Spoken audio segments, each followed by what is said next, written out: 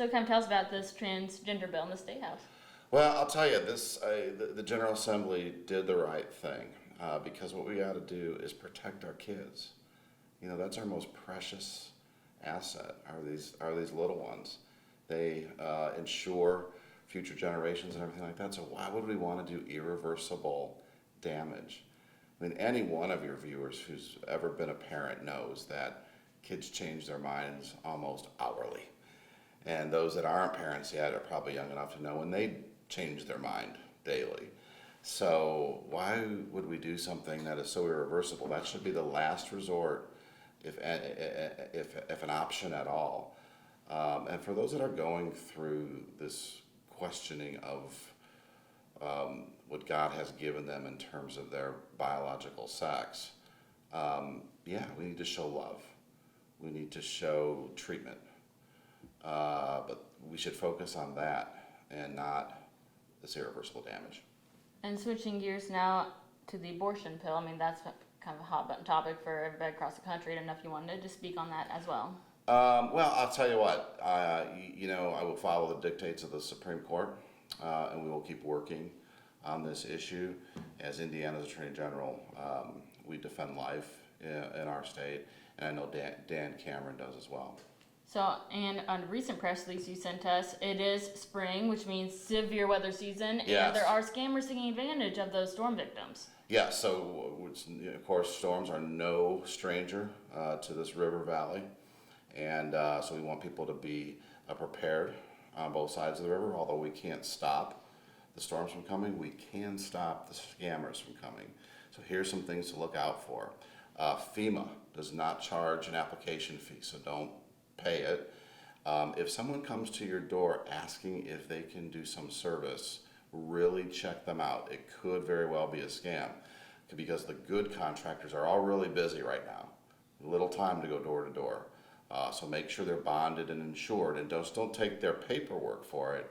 Go check it out with the Better Business Bureau. Those are independent points of proof to see if they're bonded and insured. Maybe get one or two more estimates compared to the one you just got, just to be sure these people are legitimate. And do your homework too. Yeah, that's right. Check that they're bonded with the Better Business Bureau. Check to see if they're any complaints, and otherwise get your estimates done.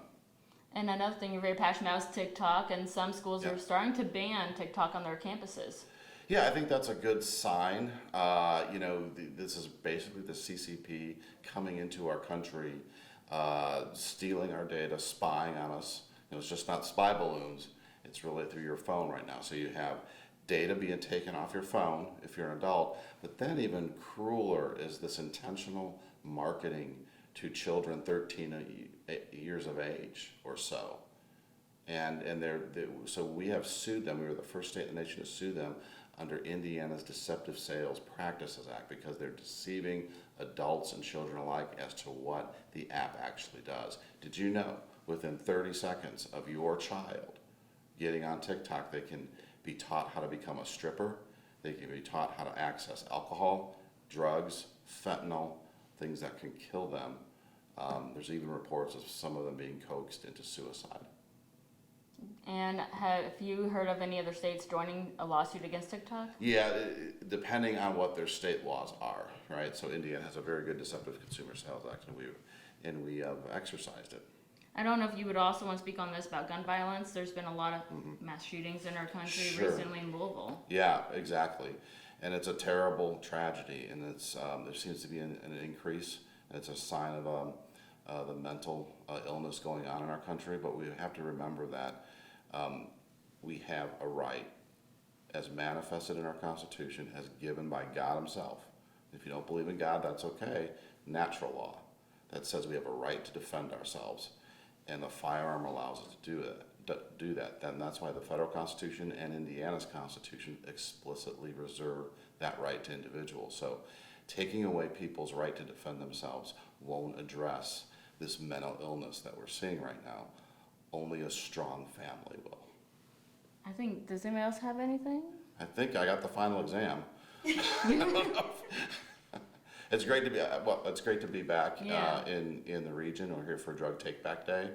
So you can talk more about that since you're here. So every couple weeks or months or so, you'll see, hopefully on this station, I'm sure, advertising for Drug Take Back Day. That's when you can go to the state police post in Indiana, other outlets, and safely bring back any of the drugs that you have in your home.